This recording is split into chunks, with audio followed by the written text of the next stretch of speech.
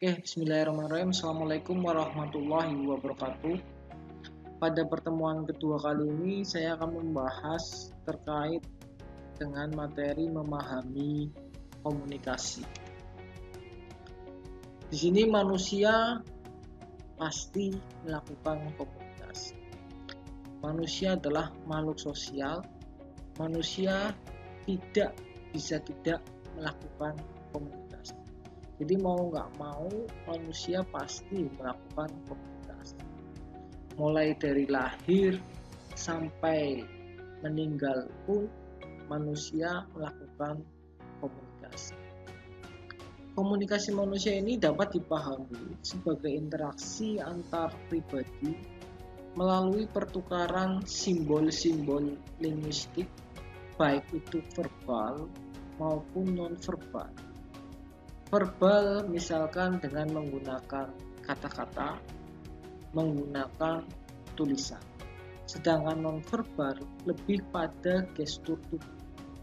Contohnya misalkan yang lagi fenomenal, sarangyo. Ini bisa bermakna berbeda manakala kita tunjukkan kepada orang yang tidak pernah nonton drama Korea. Komunikasi itu meliputi usaha untuk menciptakan pesan, mengalihkan pesan, memberikan diri kita sebagai sebuah tempat, yakni di hati dan otak orang lain untuk menerima pesan. Nah, hasil dari komunikasi bersama itu adalah interpersonal understanding, yaitu pemahaman atas hubungan antar pribadi. Karena ada kesamaan orientasi perseptual, kesamaan sistem kepercayaan dan keyakinan, serta kesamaan gaya dalam berkomunikasi. Jadi, jika tidak memiliki kesamaan persepsi, kesamaan sistem kepercayaan, kesamaan gaya, bisa jadi komunikasi yang kita lakukan tidak berjalan dengan baik. Meskipun pesannya baik, tetapi disampaikannya dengan tidak optimal, maka pesan yang diterima pun tidak optimal. Menurut Wallstone, komunikasi adalah setiap proses pembagian informasi, gagasan, atau perasaan yang tidak saja dilakukan secara lisan dan tertulis, melainkan melalui bahasa tubuh atau gaya atau tampilan pribadi atau hal lain di sekelilingnya yang memperjelas makna. Kita misalkan melihat dua sosok yang berbeda. Satu tatoan, satu menggunakan kacamata dan memegang buku. Apabila Anda dalam sebuah bis, terutama perempuan, didekati oleh orang yang pertama, pasti akan merasa takut. Akan tetapi apabila didekati dengan orang yang kedua yang menggunakan kacamata dan memegang buku, rasa ketakutan tidak akan muncul secara maksimal. Karena apa? Ternyata dalam komunikasi, penampilan pribadi itu adalah sesuatu hal yang penting. Meskipun ada peribahasa, jangan nilai seseorang hanya dari covernya. Akan tetapi dalam komunikasi, tampilan pribadi itu menjadikan cermin seseorang, karena melalui penampilan pribadi kita bisa memperoleh informasi dari orang tersebut. Little John menyampaikan bahwa komunikasi itu sulit untuk didefinisikan. Kata komunikasi itu bersifat abstrak seperti kebanyakan istilah dan memiliki banyak arti. Franz Dehn mendefinisikan komunikasi berdasarkan dimensi-dimensinya. Ada 3 dimensi menurut Franz Dehn. Berdasarkan level observasi, yang kedua berdasarkan kesengajaan, dan yang ketiga berdasarkan penilaian normatif. Pertama, komunikasi berdasarkan observasi. Ada arti sempit dan juga ada arti luas. Komunikasi dalam arti luas adalah proses yang menghubungkan bagian yang terputus dari dunia yang hidup satu sama lain. Jadi melalui komunikasi kita bisa menyatukan sesuatu yang ada di dunia ini yang sebenarnya terpisah jarak dan waktu menjadi saling keterkaitan. Dengan komunikasi kita bisa melihat dunia dengan mudah. Sedangkan dalam arti sempit, komunikasi adalah alat untuk mengirim pesan militer, perintah dan sebagainya melalui telepon, telegraf, radio dan juga kurir. Yang kedua terkait dengan kesengajaan. Ada dimensi sengaja dan ada yang menyatakan bahwa komunikasi tidak memerlukan kesengajaan. Komunikasi adalah situasi di mana sumber mengirimkan pesan kepada penerima dengan sengaja untuk memengaruhi tingkah laku penerima. Ada juga yang menyatakan bahwa komunikasi adalah proses yang membuat dua atau beberapa orang memahami apa yang menjadi monopoli satu atau beberapa orang lainnya. Jadi kita dalam komunikasi tidak perlu dengan sengaja untuk mempengaruhi orang lain. Kita tanpa sengaja pun terkadang bisa mempengaruhi orang lain. Yang ketiga terkait dengan penilaian normatif. Jadi komunikasi bisa sukses, tetapi ada yang menyatakan bahwa komunikasi tidak harus sukses. Komunikasi sukses itu manakala pertukaran verbal dari hasil pemikiran tidak. Asumsi dari definisi ini adalah pemikiran atau gagasan itu selalu berhasil dipertukarkan. Sedangkan asumsi yang kedua, walaupun informasi itu dikirim, namun belum tentu informasi yang dikirim tadi bisa diterima atau dipahami oleh orang lain. Michael Montley tahun 90 membuat tabel terkait dengan komunikasi. Di sini ada sikap penerima pesan. Yang pertama, pesan tidak diterima. Yang kedua, pesan diterima secara tidak sengaja. Yang ketiga, pesan diterima dan diperhatikan. Terkait dengan pesannya, pesan tidak sengaja dan pesan disengaja. Pesan disengaja ini bisa berupa nonverbal dan verbal. Sedangkan pesan tidak disengaja biasanya berupa gejala. Contoh yang pertama 1A. Di sini adalah pesan tidak disengaja dan pesan tidak diterima. Contoh kasus dalam 1A ini adalah pada saat Anda menguap misalnya. Anda akan memberikan pesan bahwa Anda mengantuk, Anda jenuh, Anda menguap, tetapi Anda tidak sengaja menguap. Dan orang lain tidak melihat Anda menguap, maka masuk dalam kategori 1A. Yang kedua adalah 1B. Anda menguap dan pesan diterima secara tidak sengaja. Jadi pada saat Anda menguap, ada orang yang melihat Anda sedang menguap.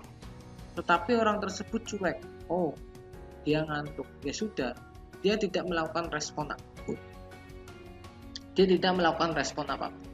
Sedangkan pada tabel 1C itu pesan tidak sengaja, pesan diterima dan diperhatikan. Jadi pada saat Anda menguap, ada teman Anda yang melihat dan teman Anda itu memberikan respon. Kenapa Anda menguap? Anda mengantukkah? Istirahatlah jika Anda mengantuk. Nah, itu masuk tabel 1C. Yang kedua, misalkan tabel 2A. Pesannya disengaja secara non-verbal. Pesan tidak diterima. Contohnya, Anda melambaikan tangan ke teman Anda, tetapi ternyata teman Anda tidak melihat lambaian tangan Anda. Itu masuk kategori 2A.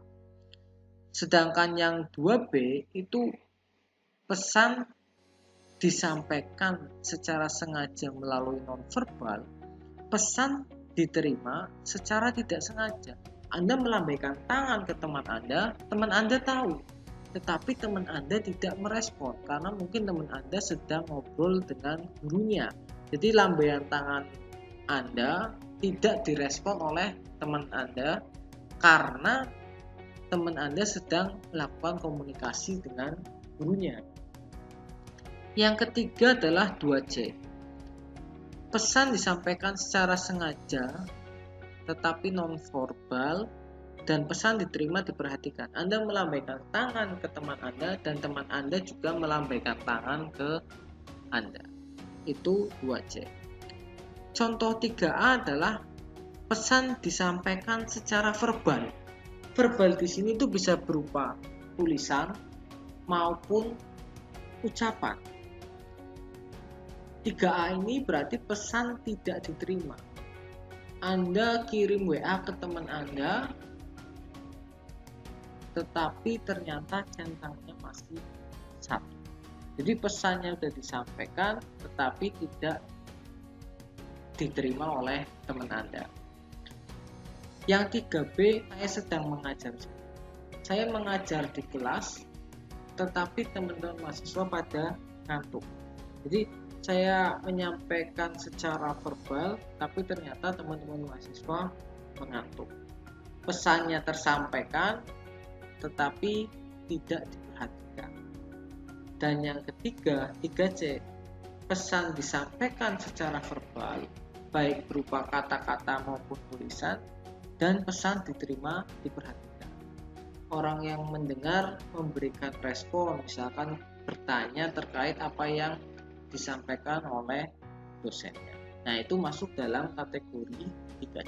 Menurut Motley, yang merupakan komunikasi itu adalah tabel 2B, 2C, 3B, 3C.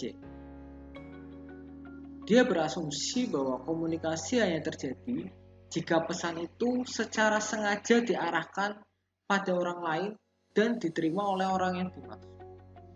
Berbeda dengan statement yang disampaikan oleh Anderson.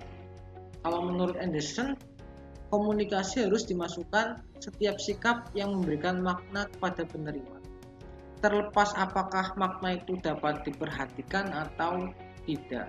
Jadi menurut Anderson, pesan harus diterima oleh orang yang menerima pesan, meskipun orang yang menerima pesan tidak merespon pesan kita.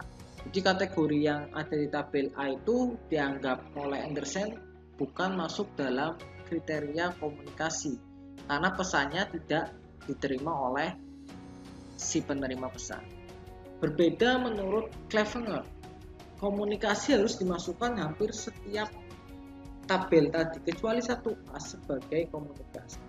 Karena menurut Clevenger kalau 1A sudah pesannya tidak sengaja, pesan tidak diterima. Tetapi untuk yang 2A dan 3A, menurut Clevenger harus masuk dalam unsur komunikasi.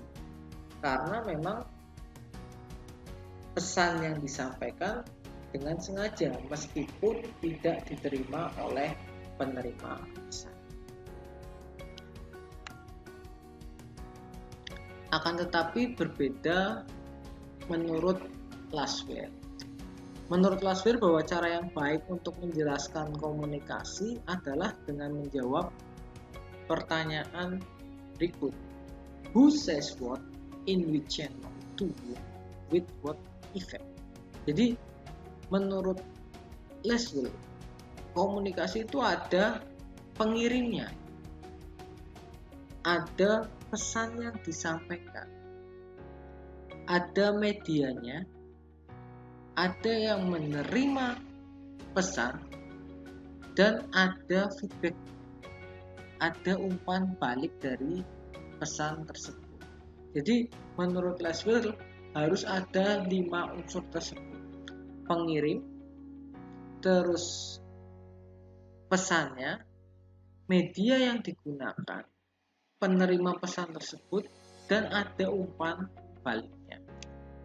Sedangkan menurut Joseph Dominic, setiap proses komunikasi tadi hampir sama dengan Laswell, tetapi di sini menurut Dominic ada encoding, decoding, dan juga tambahan gangguan. Kita akan breakdown satu persatu terkait dengan elemen komunikasi. Yang pertama adalah komunikator, yaitu orang yang memberikan pesan pada orang lain. Jadi pihak yang memberikan pesan disebut dengan komunikator. Komunikasi bisa berhasil apabila pada saat komunikator memberikan pesan kepada komunikan, ada attention, ada perhatian, dan ada comprehension, yaitu cara menggambarkan pesan secara lengkap sehingga mudah dipahami. Jadi penting dalam sebuah komunikasi itu perhatian, fokus, dan juga penyampaian secara menyeluruh sedetail mungkin agar pesan yang kita sampaikan kepada orang lain dapat diterima secara optimal. Yang kedua adalah komunikan. Komunikan ketika memperhatikan atau memahami isi pesan sangat bergantung 3 bentuk pemahaman. Jadi komunikan itu adalah seseorang yang menerima pesan dari komunikator. Yang pertama bergantung pada aspek kognitif, yang kedua afektif, dan yang ketiga overaction. Kognitif lebih pada suatu pengetahuan. Komunikan menerima isi pesan sebagai sesuatu yang benar karena dia tahu apa yang diterimanya itu benar.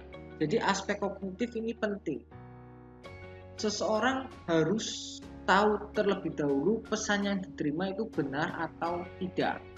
Yang kedua, komunikan percaya bahwa pesan itu tidak hanya benar tetapi baik dan disukai. Dia harus menyukai pesan tersebut, masuk dalam ranah afektif. Yang ketiga adalah action atau tindakan nyata, bahwa dia harus percaya atas pesan yang benar dan baik sehingga mendorong tindakan yang tepat. Jadi harus ada 3 tahapan apabila menerima pesan. Yang pertama aspek pengetahuan dulu, sikap suka tidak suka terhadap pesan, baru seseorang mau melakukan sesuatu apa yang disampaikan oleh komunikatornya. Menurut Hofland, karakteristik sumber berperan dalam mempengaruhi penerimaan awal pada pihak penerima pesan dan memiliki efek minimal dalam jangka panjang. Informasi itu akan lebih mudah diterima seseorang jika yang memberikan informasi adalah orang yang kredibel. Status, keandalan, keahlian sumber menambah bobot kualitas pesan. Jadi pada saat Anda menerima informasi terkait COVID misalnya, yang menyampaikan itu pedagang kaki lima, pasti Anda akan merasa ragu terhadap informasi tersebut. Akan tetapi jika yang menyampaikan itu dari Satgas COVID atau dari seorang dokter, keraguan itu pasti akan hilang. Jadi informasi itu akan mudah diterima jika yang menyampaikan adalah orang yang kredibel, yang dapat dipercaya. Elemen yang ketiga adalah encoding, yaitu kegiatan yang dilakukan oleh sumber untuk menerjemahkan pikiran dan ide ke dalam suatu bentuk yang dapat diterima oleh indera pihak penerima. Misalkan kita sedang berbicara dengan orang lain, itu proses encodingnya, apa yang ada di pikiran kita berubah menjadi pesan yang disampaikan melalui mulut kita. Nah, itu namanya proses encoding. Elemen berikutnya adalah pesan atau simbol. Dalam komunikasi, pesan berisi pikiran, ide atau gagasan. Perasaan yang dikirim oleh komunikator kepada komunikan dalam bentuk simbol. Pesan bisa berupa pesan verbal maupun non-verbal. Verbal misalkan kata-kata, tulisan, atau non-verbal, gerak tubuh, warna, artefak, gambar, pakaian, dan lain sebagainya. Yang keempat adalah media atau tempat saluran yang dilalui oleh pesan atau simbol yang dikirim melalui media tersebut. Jadi pesan kita melalui WA berarti medianya berupa smartphone. Pesan kita melalui koran, medianya adalah media cetak. Jadi media adalah tempat atau saluran yang dilalui oleh pesan atau simbol tersebut. Yang kelima adalah decoding. Contoh dari decoding itu sendiri, misalkan kita mendengar pesan dari orang lain masuk ke telinga kita, terus kita pikirkan, kita olah maksud dari pesan tersebut. Itu adalah proses decoding. Yang awalnya berupa suara masuk ke dalam telinga dan menjadi sebuah pemikiran. Itu namanya proses decoding. Selanjutnya adalah efek atau umpan balik. Pesan yang disampaikan oleh komunikator kepada komunikan dalam proses komunikasi yang baik itu jika ada umpan baliknya, yaitu tanggapan balik dari komunikan kepada komunikator atas pesan yang telah disampaikan.